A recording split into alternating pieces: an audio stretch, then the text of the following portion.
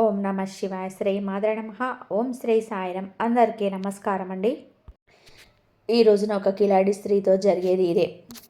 గుండె బద్దలవుతుంది, వెంటనే తెలుసుకోండి, లేకపోతే చాలా వరకు కూడా నష్టం పోతారు.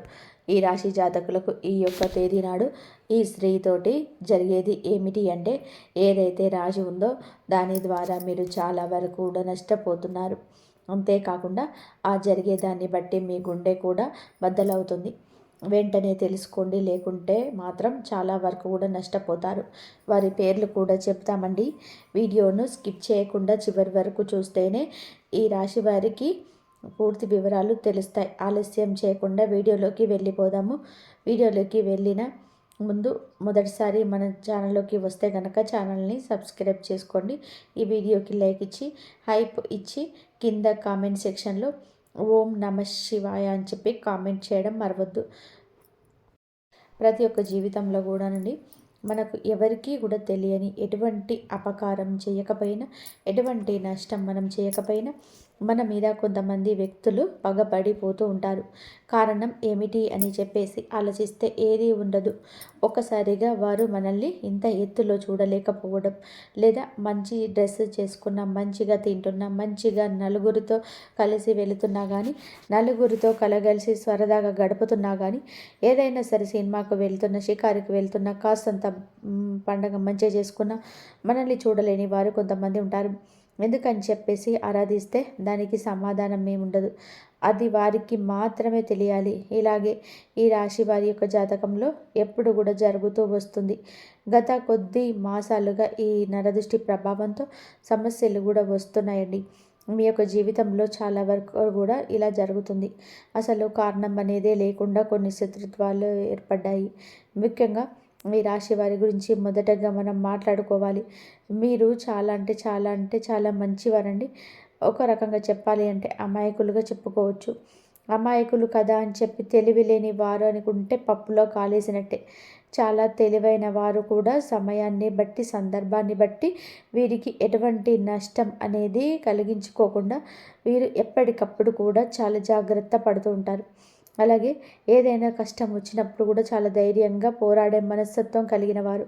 కొంతమంది మిగతా రాశుల వారితో పోల్చుకుంటే మిగతా రాశుల వారు చిన్న కష్టం వచ్చినా సరే దాన్ని భూతద్దంలో చూసి వామ్మో వాయ్యో అని చెప్పేసి గుండె బద్దలు కొట్టుకుంటేసుకుంటారు.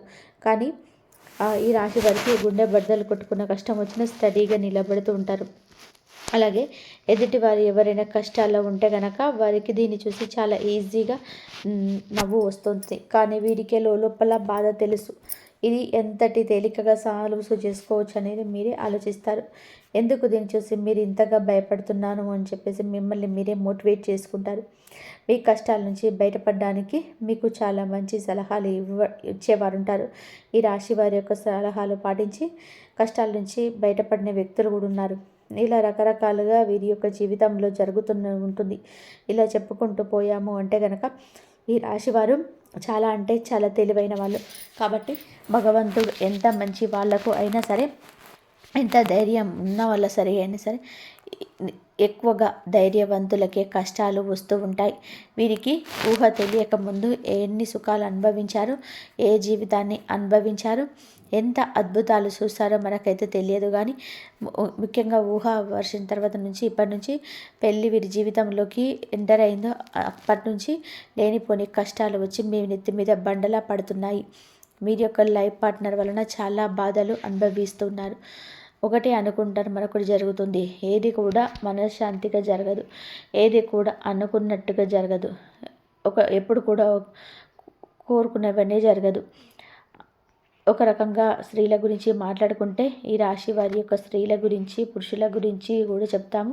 స్త్రీల గురించి ముఖ్యంగా ముందు మాట్లాడుకుంటే వీరి యొక్క హస్బెండ్, వీరి యొక్క పార్ట్నర్, భర్త ఎవరైతే ఉన్నారో వీరిని ఎంతగానో టార్చర్ చేస్తున్నారు. అంటే వారికి లేని అలవాటు ఉండదు. వీటి మద్యం తాగడం, ఇక ఎక్స్ట్రా బ్యాడ్ హ్యాబిట్స్ ఏవైతే ఉంటాయో, అంటే మందు కాకుండా ఇంకా సిగరెట్ తాగడం కానివ్వండి, లేదంటే గుట్కాలు తినడం కానీ, ఇటువంటివన్నీ కూడా వీరికి ఉంటాయి.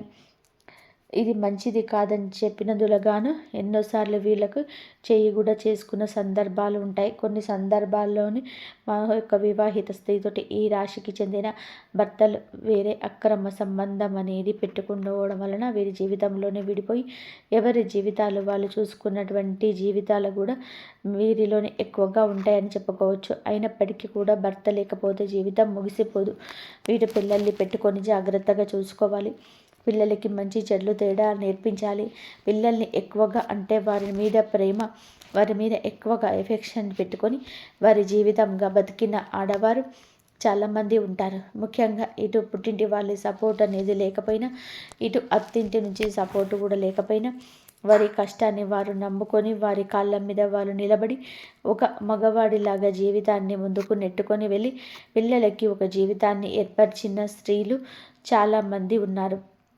ఇటు పురుషుల్లో చూసుకున్న చాలామంది చేత మోసగింపబడడం, నా అని చెప్పేసి అనుకున్న వారే ఎక్కువగా మోసగించడం, అలాగే నా అనుకున్న వాళ్ళని నమ్మి ఎక్కువ ధనాన్ని వారికి ఖర్చు పెట్టడం, ఎక్కడ ఏది కూడా తగ్గకూడదు అనే ఉద్దేశంతో కొన్ని వీరికి సంబంధించిన ఖర్చులన్నిటి ఎక్కువగా పెట్టుకోవడం, కొంచెం వీరికి ఏదైతే అవసరమో అవసరానికి తగినంత కంటే కూడా ఎక్కువగా వాడుకోవడం వలన వీరికి అప్పుల పాలైపోవడం, దీనివలన కొంచెం సంఘంలో గౌరవం అనేది తగ్గడం, దీనివల్ల మానసికంగా కృంగిపోవడం, అయినప్పటికీ కూడాను వాటిని ఎట్లాగైనా సరే కానీ తీర్చాలనే ఉద్దేశంతో కష్టపడి పని చేసుకొని వచ్చే రూపాయి ఇటు అప్పులు తీర్చుకుంటూ జీవితంలోని సుఖంగాని సంతోషంగాని ఎందుకు మార్చుకోకుండా జీవితాన్ని అలా గడపాలి కదా అని చెప్పేసి నెట్టుకుంటూ వెళ్ళి పురుషులకు కూడా వీరకు ఉన్నారు.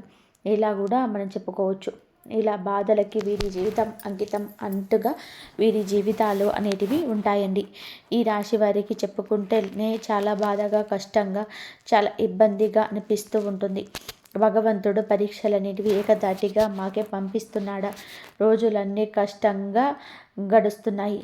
గొంతు మింగుడు పడటం లేదు, మా గొంతు మింగుడు పడడం లేదు, ఏం చేయాలి ఈ సమస్య అని అనిపిస్తూ ఉంటుంది. కానీ పడే వాళ్ళకి మాత్రమే ఇది చాలా బాగా తెలుసు. దీని అర్థం చూసేవారికి తెలియదండి. కానీ ఎలాగైనా సరే ఒకటి సాధించాలి, ఈ కష్టాన్ని ఎలాగైనా సరే దాటేయాలి, ఇది మళ్ళీ నా జీవితంలోకి రాకుండా ఉండడానికి నేను ఎలాగైనా సరే పోరాడాలి అని చెప్పేసి ఎప్పటికప్పుడు కూడా ఒక లక్ష్యాన్ని పెట్టి ముందుకైతే వెళ్తున్నారు. ఇలా నెట్టుకొస్తున్న వీరికి ఈ రాశి జాతకులకు కొంచెం కోపం ఎక్కువగా మారింది. అనుకున్నది సాధించాలి అని చెప్పి పట్టు కూడా ఎక్కువగా ఉంది. ఎక్కడ కూడా తగ్గనటువంటి మనస్తత్వం కలిగిన వారుగా మారారు. కొట్టి కొట్టి రాయి శిల్పంగా మారితే వీరి గుండె రాయిలాగా మారిపోయింది.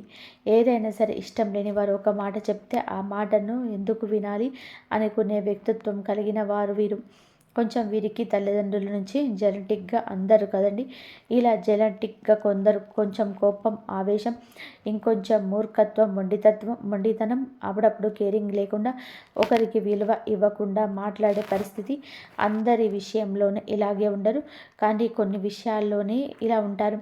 ఎవరిని కూడా తుడిచి పడేసేలాగా, తీసి పడేసేలాగా ఉండరు. కానీ ఎదుటి వారి యొక్క మాట తీరును బట్టి మీరు కొంచెం గౌరవం ఇవ్వకుండా మాట్లాడతారు.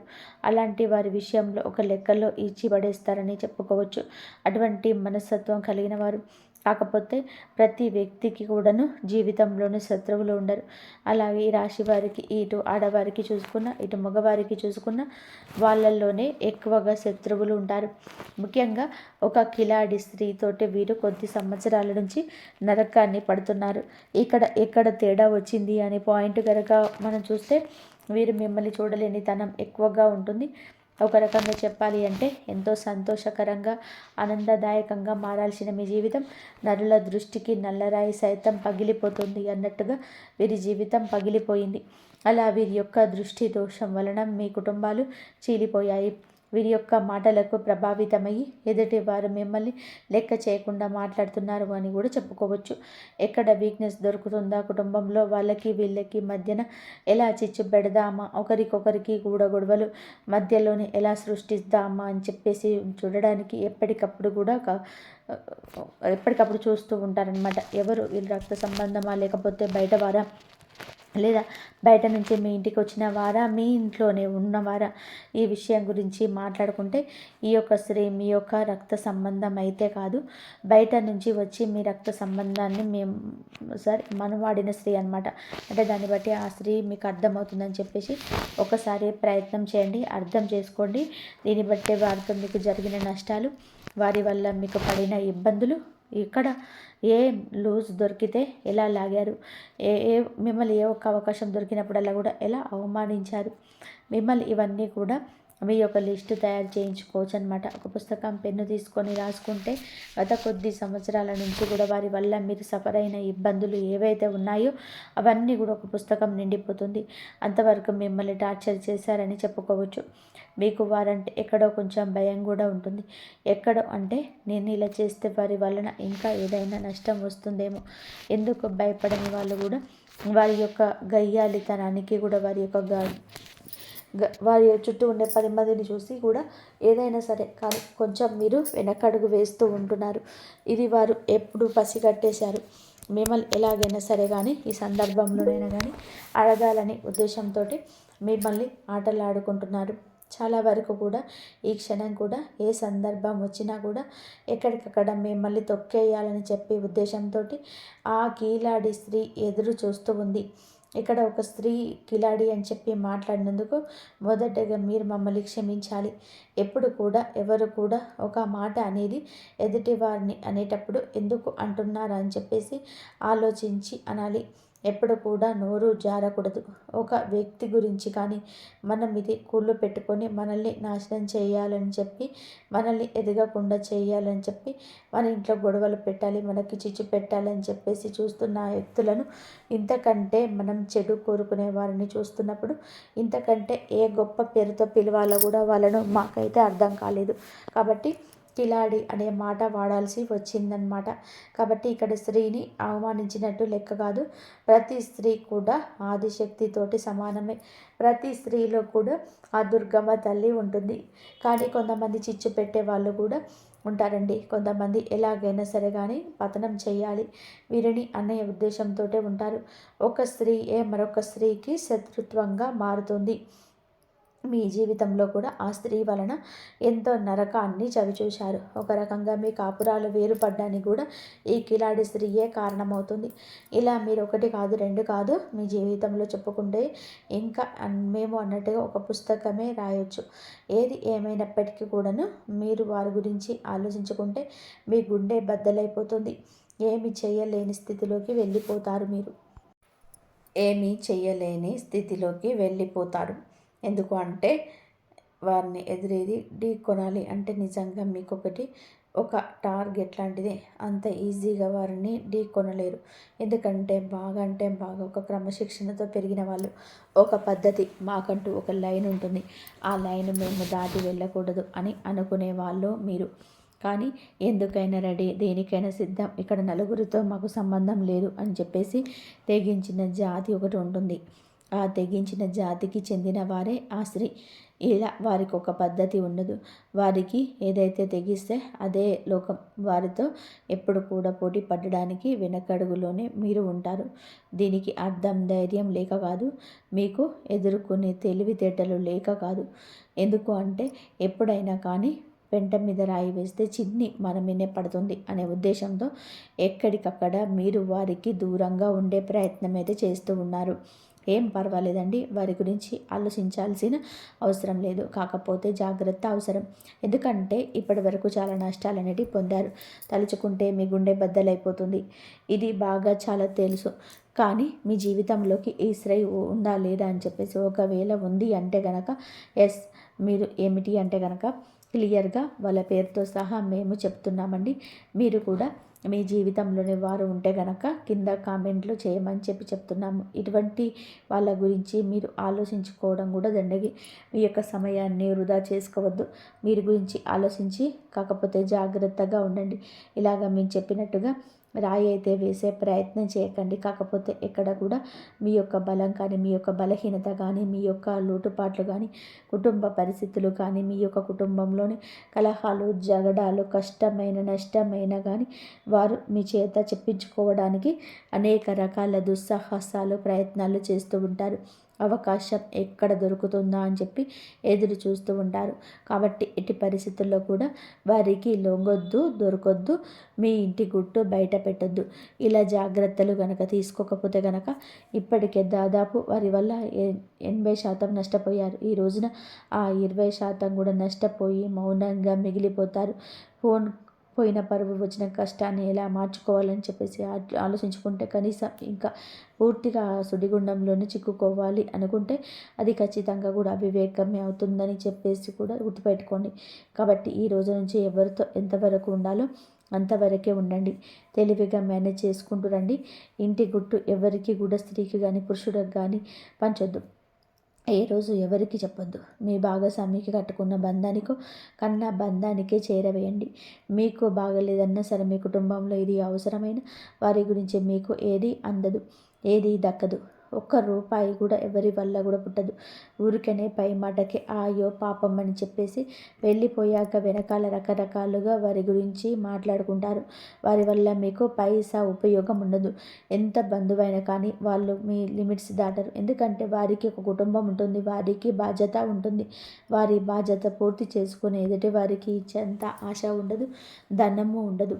ఒకవేళ ధనం ఉంటే ఆశ ఉండదు, ఆశ ఉంటే ధనం ఉండదు. మీకోసం త్యాగాలన్నిటివి ఎవరు చేయలేరు. కాబట్టి ముఖ్యంగా మీ యొక్క రాశి వారు ఈ విషయాన్ని తెలుసుకుని జాగ్రత్తగా ఉండే ప్రయత్నం చేయండి. ముఖ్యంగా మీరు ఈ రోజున ఈ యొక్క తేదీ నాడు ఏమిటి అంటే మీ యొక్క జీవితం అనేది కొంచెం సమస్యలతోటి సిక్కుమోడ్లోని ఉంటుంది. కొన్ని కుటుంబ కలహాలు అనేటివి ఇబ్బందికరంగా మారచ్చు. దేనికైనా కానీ ఓర్పు అనేది చాలా అవసరం. ఒక్కొక్కసారి మన జీవితాన్ని మనకు నచ్చినట్టుగా ఉండకపోయినా భగవంతుడు మనకి కష్టాలను పెట్టారు అంటే కనుక దాని నుంచి ఏదో ఒక గుణపాఠం నేర్చుకొని తీరాల్సిందే. ఆ కష్టాన్ని బెటర్ అని భావించి ఆ కష్టం నుంచి ఎలా బయటపడాలి అని చెప్పి ఆలోచించండి. కుటుంబంలో కాస్తంత ఓర్పుగా ఉండండి. అనవసరంగా మాట పెదవి దాటి బయటికి రానివ్వద్దు. ఎంత ఓర్పుగా ఉన్నారు అంటే అంత ప్రశాంతత మీకు దక్కుతుంది. ఈ విషయం జ్ఞాపకం ఉంచుకోండి. మీకు ఎప్పుడైనా కానీ ఇంట్లోనే నిత్యం దీపారాధన చేసుకుంటూ ఉండండి. దీని వలన ఇంట్లో నెగిటివ్ శక్తి కూడా మొత్తం బయటకు వెళ్ళిపోతుంది. ఇలాంటి అంతా కూడా ఇల్లంతా పాజిటివ్గా ఉంటుంది. దీనివల్ల అనేక రకాలన్నీ కుటుంబ కలహాలు దూరం అయిపోతాయని చెప్పుకోవచ్చు.